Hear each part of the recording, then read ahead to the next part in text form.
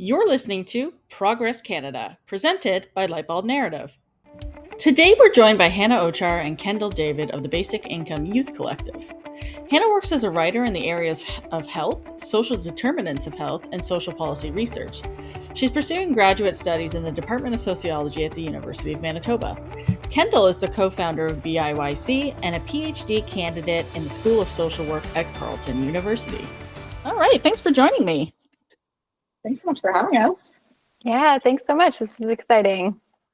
Okay, so all of us gathered here today are really big advocates for something called basic income. Now, when you say that word, those two words, a lot of people don't know what the heck you're talking about. So, you know, it's a concept that's been around for quite a while now. And in the last, I would say 10 years has been increasing in velocity in terms of the number of pilots that are out there around the world. But most, lay people don't necessarily know what you're talking about when you're talking about a basic income or the different iterations that exist. So can you folks explain what are some of the different models and what we really mean by this term in the first place? Yeah, for sure. So in its simplest form, a basic income is just an unconditional cash transfer from government to individuals to enable everyone to meet their basic needs, to be able to participate in society, and to live a life with dignity, regardless of work status. So it's a simpler and more common sense alternative to our current social welfare systems that are full of gaps and problems. So when we think about basic income, it's an umbrella term that has a few different design possibilities. So the first is called universal basic income, which is also known as a UBI. And this model gives everyone, rich or poor, the same amount of money each month. And the government relies really on the taxation system to recover some of the money paid to those who are earning higher incomes.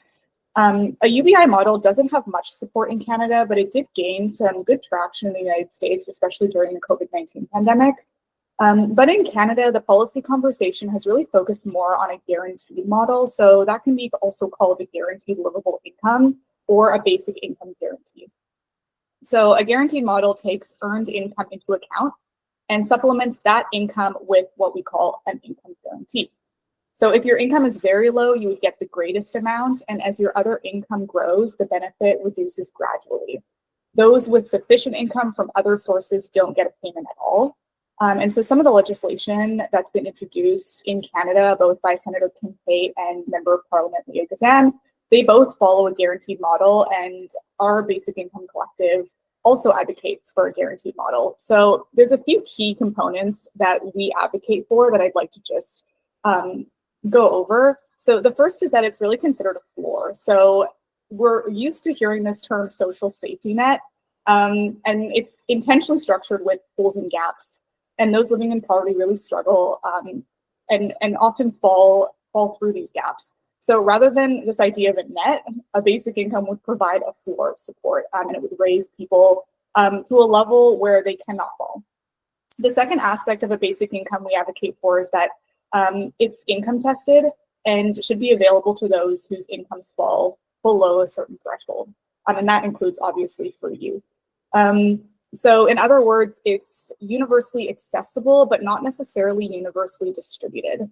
And again, basic income should be designed so that recipients are never worse off, which is often what we see with current social welfare systems, is what we call the welfare wall, which I'm sure we've heard a lot about. The third component of a basic income is that it is unconditional. So regardless of where you live in Canada or your work status, you're able to receive it, and there's also no behavioral conditions that you need to meet in order to qualify. An implementation of a basic income should be complementary, and it should not come at the cost of other critical supports and programs. So basic income should complement robust social services, and that includes systems or services that we have yet to introduce. So again, it should be complementary. The other component of a basic income is that it should be sufficient for recipients to pay for the necessities of life and should be indexed to inflation. And the last concept of or component of a basic income that we advocate for is that it should be done in partnership and collaboration across groups. So there should be meaningful consultation with diverse rights holders, Indigenous groups, subnational groups, federal governments, provincial governments, to ensure that the design is effective and inclusive. So I want to dig into the idea of an economic floor because that's how I always think about it as well. I did work for the minister responsible for the poverty reduction strategy in Ontario, and this was something we saw all the time, that there were a lot of these gaps that cropped up in the way the system is already structured. We're also seeing it with some of the solutions that have been proposed at the federal level in recent years. The dental care plan is a great plan, but there are some limitations to it. The disability benefit, same thing. It doesn't go far enough, of course. So, these gaps do happen in our existing system. And a lot of proponents for basic income are really excited about it as an idea to do government services differently, because we have been operating pretty much in the same kind of pattern for a very long time. Having said that, we do have examples of it in smaller groupings, right? So we have the Canada Child Benefit, which is basically a basic income for families with kids. We have old age security, which is essentially a basic income for seniors. We even have the Canada Workers Benefit. And, so we're finding ways to give kids, seniors, people with low incomes, a way to have a basic income like floor to prevent them from falling into further poverty and struggling as much as they might. Why do you think governments and voters are so hesitant about making this support universal? Why is it only so far focused on those we think deserve it, or perhaps are struggling because of no fault of their own? That seems to be the framing that we approach it with in society. Why do you think that is? Mm-hmm. Yeah, I think that's a really great question, and something that we think about often when we're looking at who does and does not qualify for income supports, specifically in Canada. And the way I see it is, I think as a society, we really sort of are grappling with who we view as deserving and undeserving of the support. And I think that we need to recognize that poverty is not a moral failure.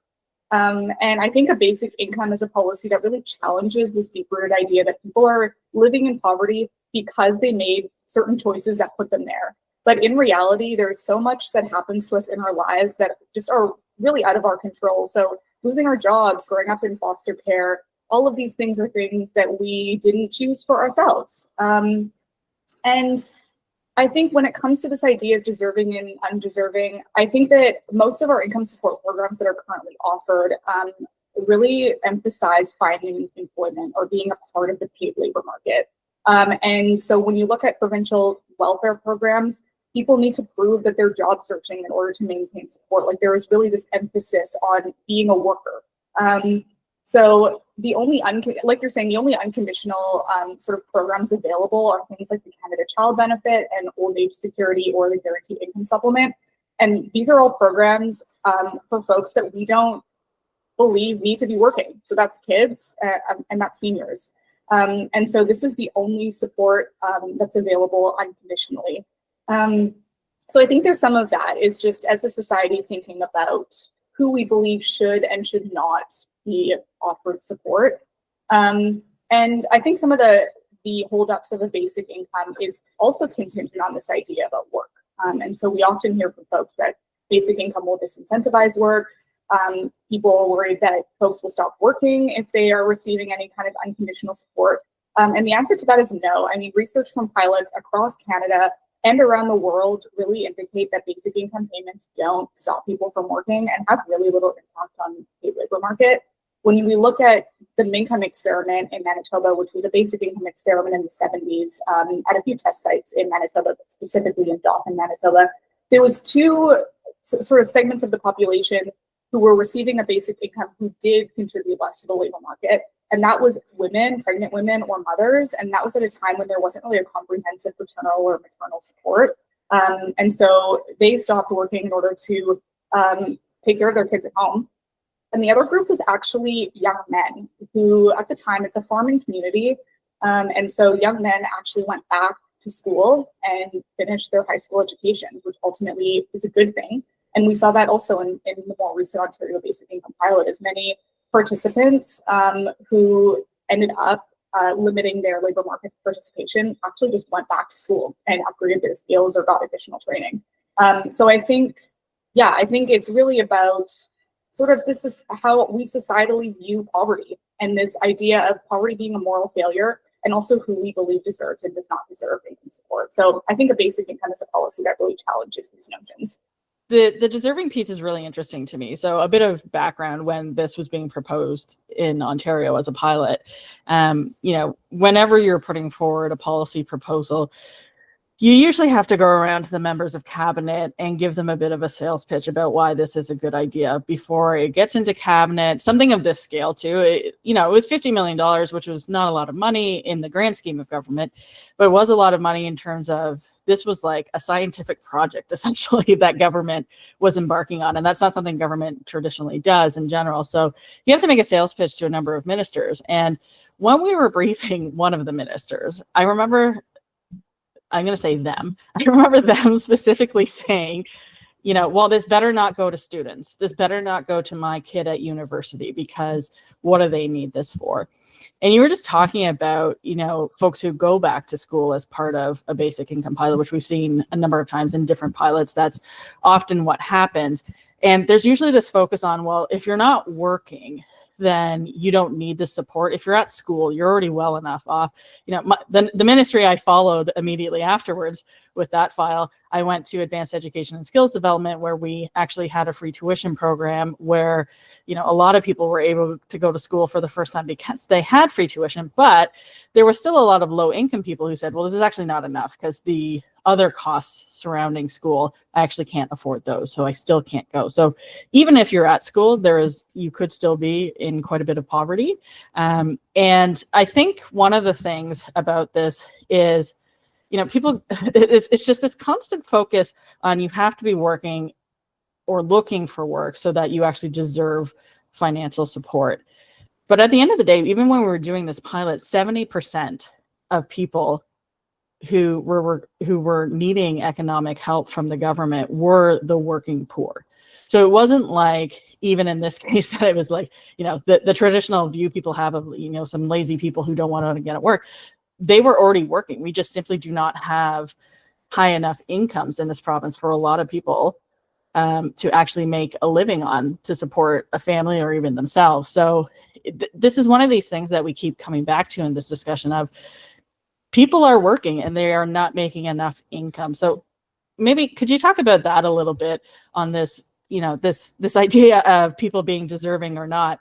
It's kind of gone beyond that at this point, even if that is your viewpoint, because people are working despite the fact that they aren't able to make ends meet. And I think that has only gotten worse in the last 10 years as well. Yeah, I think that we're in a different, especially as young people, I will say, we are in an entirely different labor market than our parents were. And I think something that the COVID pandemic really did a nice job of, I guess if we want to find some silver lining here, is that it really showed us some of the trends that had been really starting to be present for decades. And this is just in terms of the kind of work available to folks within the paid labor market. And this is in relation to the rise in precarious jobs, precarious work, and the gig economy. And this has been growing as a proportion of total employment for a lot of years in Canada. So I guess from when we're looking at this issue from two sides, from the point of view of employers, hiring workers hourly with no benefits can maybe create some flexibility in their workforce and allow them to adapt to changes in the labor market. And also on the flip side, some workers really do benefit from more flexible hours, temporary contracts, because they can go back to school, go get an education, even pursue interests or hobbies that are outside of the paid labor market, because that also is a really important aspect of, living a fulfilling life. But many workers who are precariously employed or working gig economy jobs are doing so out of necessity and not by choice. And we saw that in a recent Bank of Canada report that found nearly 1/3 of Canadians work precarious jobs, and the majority are doing so out of necessity. And like you said, these types of jobs are ones where people often need to work more than one in order to make ends meet. It's not just the one precarious job, it's that people are working an insane amount of hours for very little pay in some really unpleasant working environments just to put food on the table for their families. And as young people, we are particularly at risk of precarious jobs. I think, like I said, we are in a different labor market than our parents were. And so going back to school, getting an education, being in a quote unquote professional employment doesn't equal a secure job anymore like it used to. And so I think we need to think about that. We need to think about that. And what we saw also during the pandemic was the CERB. And so I know that, it wasn't a perfect program by any means. And we obviously saw a lot of clawbacks after, which is not something that we support or agree with. But for folks who were laid off, they were offered a $2,000 stipend a month. And the benefit of this was that it led to like an actual 20% decrease in overall poverty rates in Canada, which is massive, and reduced child poverty rates by 40%, which is huge. We've never seen that kind of poverty reduction in Canada, at least in my lifetime. And so that is a basic income type program. And through those stats, we see that it does work. And so it provides youth particularly a little bit of a floor. If we had a basic income, it provides us a little bit of a floor to ensure that we can continue to go to school, upgrade our skills. We can continue to fight back against unfair working environments, low paid jobs. It empowers us as a workforce to want better for ourselves without this constant fear of insecurity or living below the poverty line. And I think I will say too, I think in the kind of the months after the implementation of CERB, we also really saw so much pushback from business owners and like employers about the impacts that CERB was having on their available labor pool. And I think that it really speaks to the idea that like employers and business owners are entitled to underpaid labor, and that it is like that we have this kind of really normalized idea that that like people have to work so that and get underpaid to work so that other people can make money with their labor. And so I think part of the resistance to basic income and to thinking about it in this way and to thinking about the real potential impacts that, like, if we had a generous, adequate basic income that was universally distributed, like I think that there's possibility that it probably would have impacts on the labor market. It would have impacts on how much people were willing to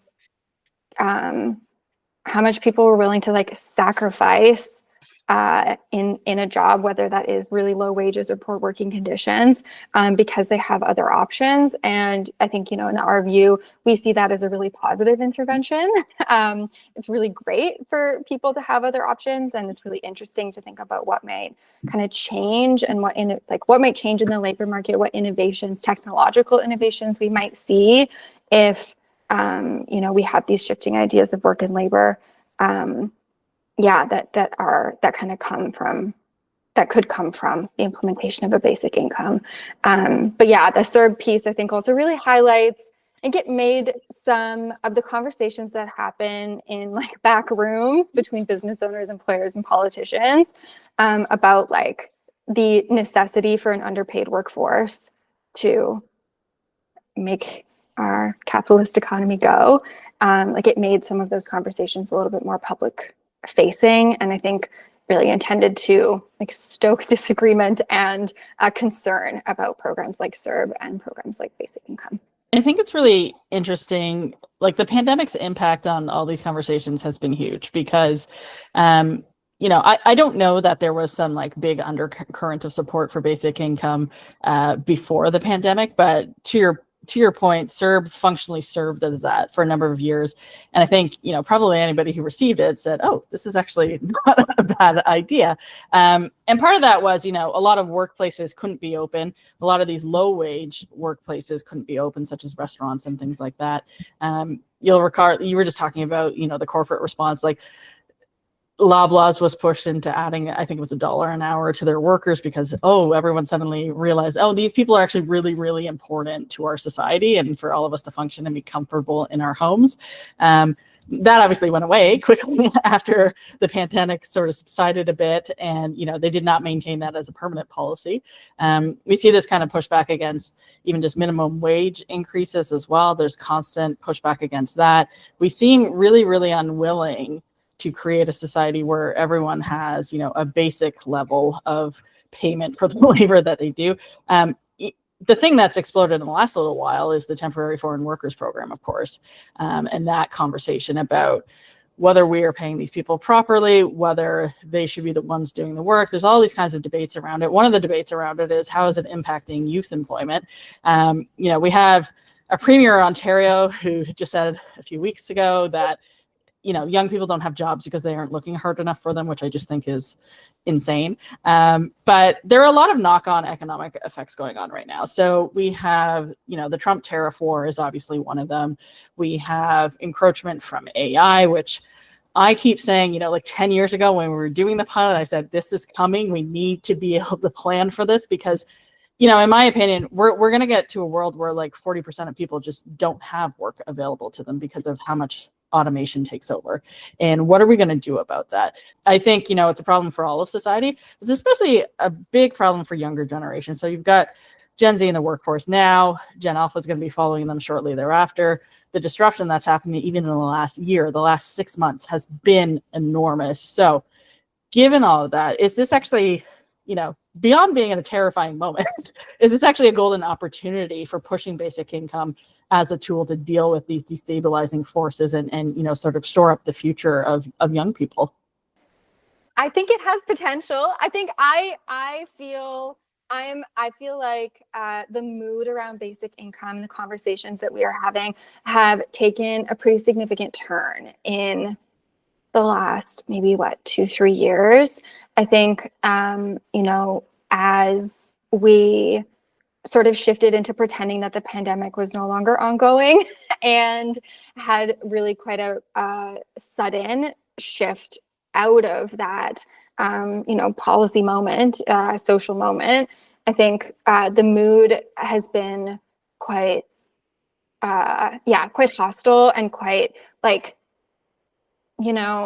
it's much harder, I think, for us to find opportunities and spaces where people are actually interested in talking about poverty reduction or income supports, or even thinking about we love to talk about basic income as a really hopeful opportunity for young people, a hopeful policy, and imagining, not just that we would potentially live in a society, in Canadian society, without deep poverty, but what are also all the other possibilities that could come from that kind of a future, right? We find that really hopeful.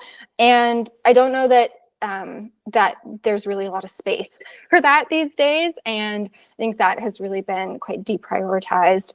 And, in some ways, I think that's reasonable and makes sense. There's a lot going on in the world that deserves our attention. But yeah, I do think that basic income has potential to be a stabilizing force. I don't know that now is the people are really excited to consider that. And I wanted to just mention about the AI and thinking about labor disruption there. That again, I think, when I talk to people who are really concerned about potential labor disruptions because of automation, which I also think, my understanding is that we're a long way out from that being really significant. And even still, it's really hard to say what the actual impact is going to be. But let's say that it was true that there will be labor disruption because of automation, because of technological innovations in those ways. I think that opens also possibilities for us to think about what is the work that humans need to do that is actually important and necessary for our survival and our well-being.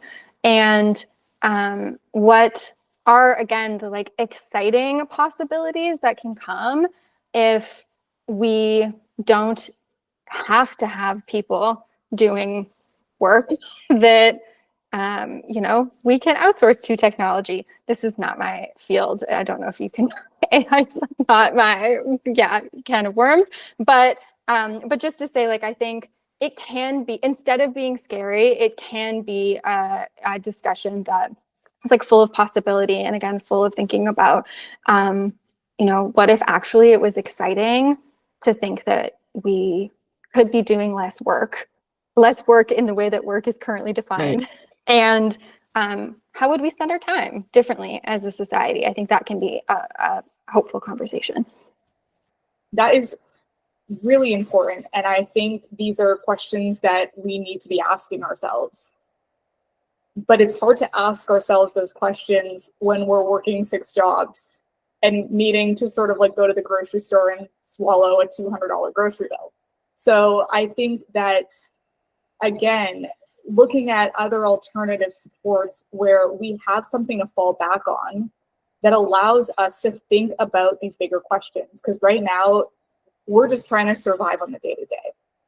And these are important questions that we should be asking. And there is a lot of opportunity there to pave a different future for ourselves, which is better than the one that we are living that includes automation, that includes AI. But yeah, we need to be able to have the space to be able to grapple with those things, which I don't think that any of us really have time to do.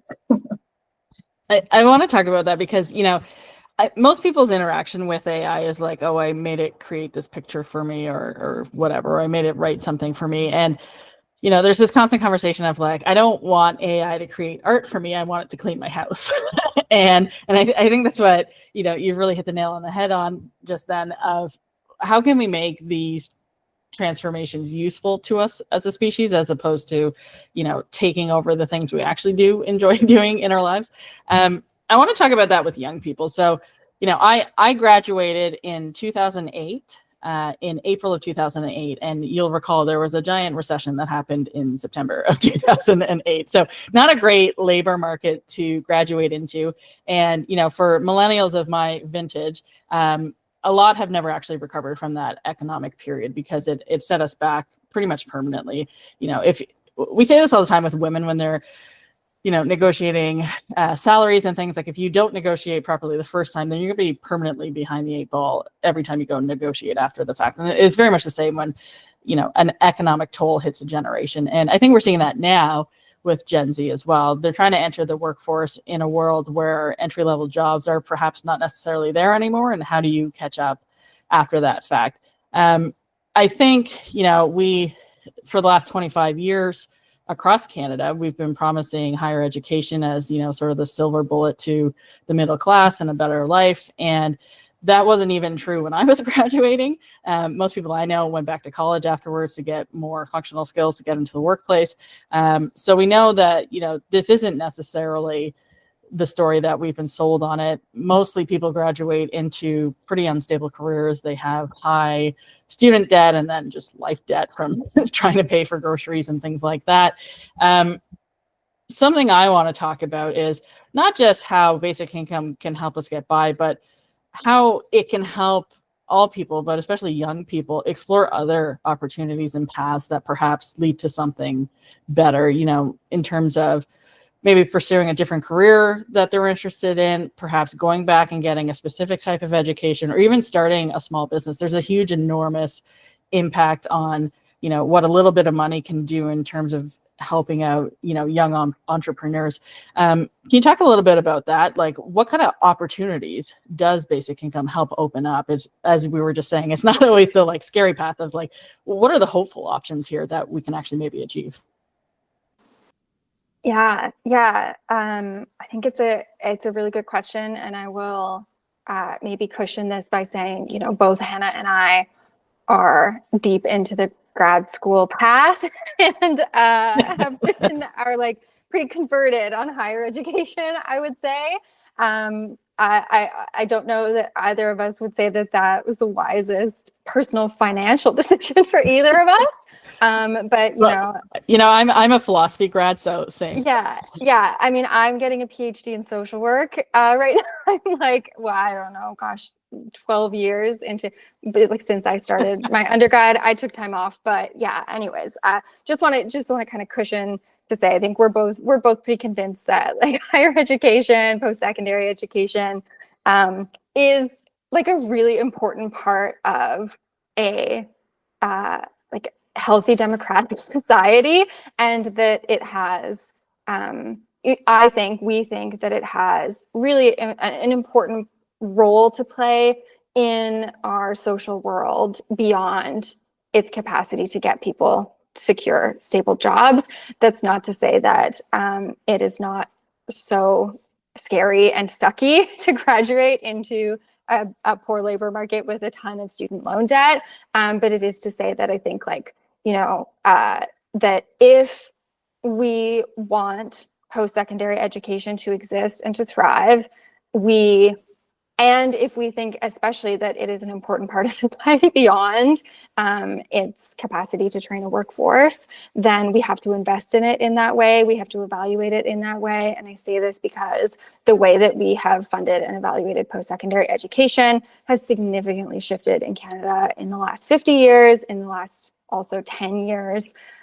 We've seen major funding shifts, here in Ontario. We've seen the impacts that we're starting to really see the impacts that Doug Ford's conservative, changing to post-secondary education structuring is having on universities. I'm at Carleton. Last year, we cut our instructor workforce by about half. So we're seeing this year that class sizes are enormous, course offerings are smaller, students have fewer choices and are getting less personalized, less specific education. And I think that means a much lower quality education. But that also came with Doug Ford freezing tuition rates, which in theory is supposed to mean that people are graduating with less debt. But again, so if we're thinking about like what the role of post-secondary education is in society, I think there's a bigger conversation to be had there. But basic income, of course, has a role to play in supporting people getting through their post-secondary education. But I think also to support people to come and go from education and other ventures, to take risks that are just not possible when you are scrambling to survive and scrambling to get through your degree. We know, though, that the possibilities for basic income, really, we see them when the rates are high enough and when there are few restrictions on the income that people are earning and like the, restrictions on what they're able to do or how it's clawed back. Because, for example, with the Ontario Basic Income Pilot, we saw that for folks who were previously on social assistance and then who were on the pilot, who had even just, what I would say is just a little bit more money and fewer restrictions on the money that they had, we saw people, get through their education through their degrees with greater success. We saw people start small businesses. We saw people take creative risks. We saw people volunteer more in their community gardens, participate in, like their local riding associations and become like more politically engaged and friendly towards their neighbors. So just to say, like, I think basic income can have a role to play, but that adequacy is really important in thinking about, like, people aren't going to be able to take risks, aren't going to be able to come and go, to have flexibility, to pursue passions or to pursue projects that make the world a better place if it's still not enough money, if they're still having to scramble to survive, if they're still, working the 4 gig jobs that Hannah was talking about earlier that also don't pay them enough. And then every dollar of their basic income gets clawed back if it's designed poorly or whatever, right? So there's a whole bunch of thoughts there, but I think, it definitely has possibility, but is important, I think. It's a great example of how basic income is not a silver bullet, how we need other investments in social infrastructure for like a wholesome and healthy society and for basic income to have the best possible benefits that it could. Yeah, that's great. And I think what Kendal kind of touched on too is some of the big components of a basic income that I think are incredibly necessary and important, and that's the adequacy, of course, but it's also the unconditionality. And we're talking about this role of higher education and training and the importance of that in our democratic societies, and I second that. I think that's incredibly important. However, we need to recognize that not everybody is going to be at a place where they're able to do that. And so we look at, maybe a specific segment is kids aging out of foster care. Most support for these groups are contingent on going back to school, getting an education. But there's so many other things that are going on, potentially reunification with their families, potentially traumatic experiences, potentially whole variety of other things that are going on in their lives, where like going back to school, they're just not in a place in their lives where they're able to do that. And so as a result, they may not be able to qualify for any kind of support. So that's just one example, but I think that this idea of unconditionality also points to the fact that people know what they need to make their lives better. And so I know, in some of the work that Dr. Evelyn Forget and I did with Radical Trust is this concept of trust, that if we're unconditionally going to give people money, we need to trust that they know what they need to do with it. So is that going back to school? Is that upgrading training? Is that taking a beat and ensuring that their housing is secure? Ensuring that they're, meeting their basic needs, both, physically and physiologically. So I think that also plays into this as well. Is just trusting folks that they know exactly what they need in order to make their lives better. Well, and I think that trust piece is really important for, just the constant changing nature of life. At the end of the day, like when I was graduating, they would basically say like, oh, you're going to have 7 jobs over the course of your career, which I imagine is not remotely true for people anymore. But, as you transition between workplaces, as you transition between, having kids, as you transition between, educational institutes, as you're like retraining later in life, which is increasingly a thing, we need a stable floor under us to actually help us navigate through these periods, which, as little stress as possible, because of course these are extremely stressful things to go through. I want to talk about, one more big thing here, which is this idea that young people are not politically engaged at all. Like the fact that your youth collective exists at all suggests that is not true. It's not been my experience growing up as well. Can you talk a little bit about the role that young people can have in pushing a basic income? Because I think this has always been seen as like an older person's fight. And I think, there is a lot of room for young people to get involved in this, not just as an issue in general, but also to advocate for themselves as people who would benefit from this type of policy. Can you talk a little bit about that?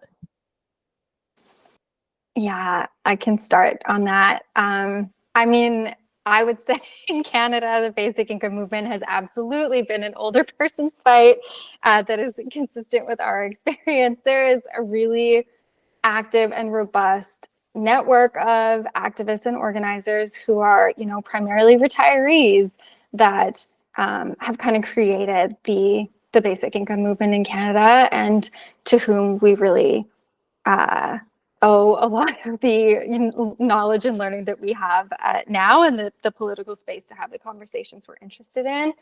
And so, I will say that for us, that does definitely mean that like we prioritize intergenerational organizing in our work. We learn a lot from the mentors and folks that are leading other basic income groups and have been doing so for longer than we've been on the scene. And so we also know from them that having a dedicated space for young people to advocate for basic income in our own unique way is really important, and is I think like essential in the sustainability of the movement and ensuring that these conversations continue on. When I have I just had a really lovely phone call with one of my favorite octogenarians last week, who is telling me that she's like officially stepping back from her activist engagements. So, there has to be space for them to do that when they're ready. And it's important for us, I think, it feels meaningful for us to be able to have a kind of different group that can continue with the legacy and work that they have started. But yeah, I think young people are not engaging politically in the ways that we have seen in the past in kind of traditional and more formal forms of political engagement. We know that young people are in Canada significantly less invested in formal political institutions. They do not really care about political parties and their internal workings, or necessarily view that, again, as a general principle. There's obviously exceptions, but do not necessarily view those systems as meaningful places for social and political change to happen. And to be honest, I think that's fair. Our experiences have been with our activism that, you know, we are not heard, that we have put effort into talking to politicians and talking to parties and talking to formal political institutions that do not care about poverty, that do not care about us, that do not care about young people, that play a lot of lip service, and there just isn't change. We just don't see the change happening and those investments paying off. And so I think that means we turn to different forms of organizing. You know, I think one of the best things about our group is that we love each other and care about each other and spend a lot of time in relationship together.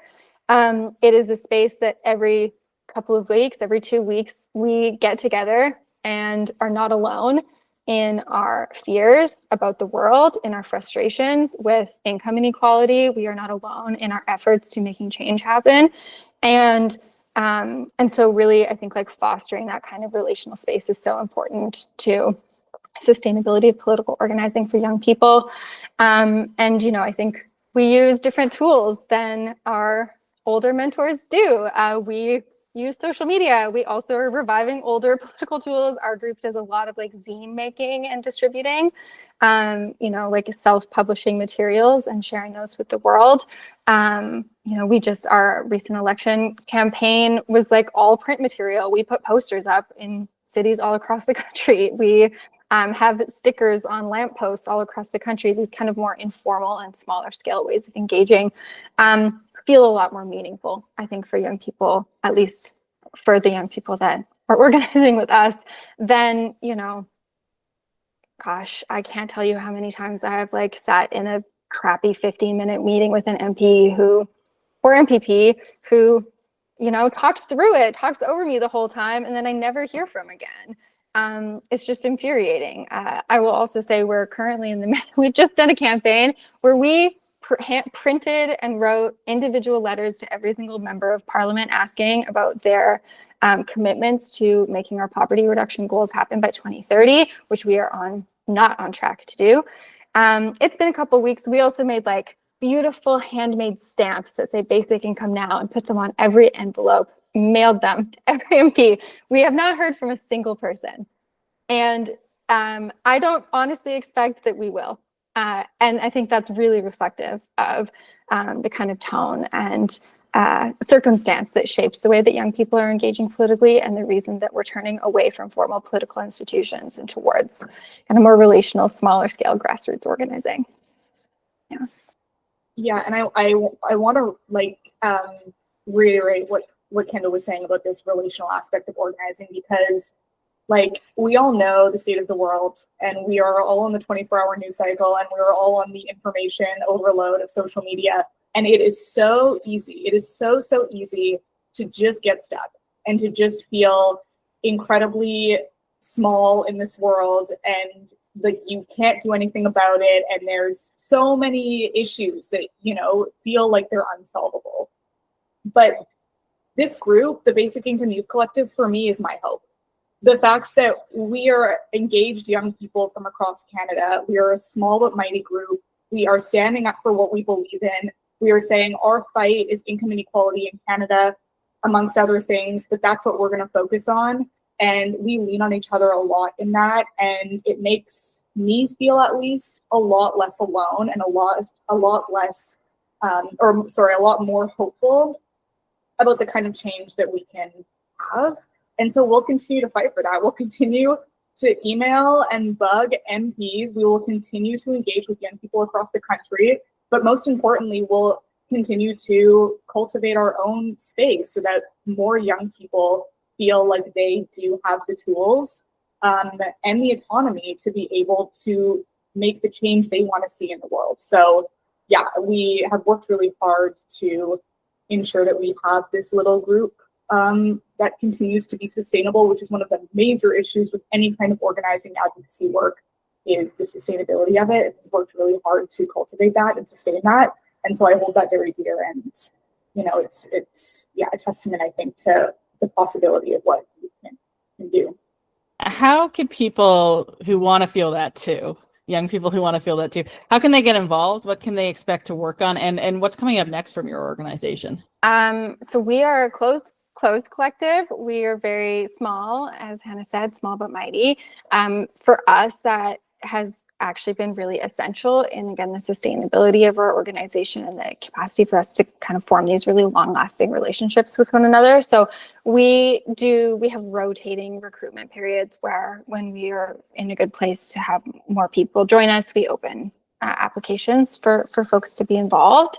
But, for us, having people follow us on social media, Basic Income Youth Collective, we're on all the platforms that are there everywhere. That's a great way to keep on top of what we're up to. We always post about, if there are opportunities to support the work we're doing. A lot of that is like we post asking people to print our zines and put them in their little free libraries around their neighborhoods to have conversations with the people in their communities and their life about basic income and about poverty. Keeping in touch with, following us on social media, and our newsletter is a great place to do that. And there are also lots of like local and regional basic income advocacy groups across the country that are very keen to have young people get involved, and that often have more kind of project-based or even longer term kind of specific commitments that they're looking for people to fill. And so I would suggest that people also get in touch, look up the nearest group to you, and and go meet some great older folks that are doing the work, sustaining the movement, who wanna work with you and will be very keen to be in the fight with you. Yeah. Awesome. Well, thank you both for joining us today. I think this has been a really important conversation, but hopefully an eye-opening conversation for a lot of folks who don't necessarily know that much about basic income, but definitely agree with the aims that it's, trying to push forward. So thanks again for joining us. Thanks so much for having us. It's been a pleasure. You've been listening to Progress Canada, presented by Lightbulb Narrative, a Canadian communications company specializing in content creation, narrative development, and strategic communications. Our music was composed by Elliot Middleton. If you enjoyed today's episode, please consider subscribing to access future episodes the moment they drop. Thanks for listening.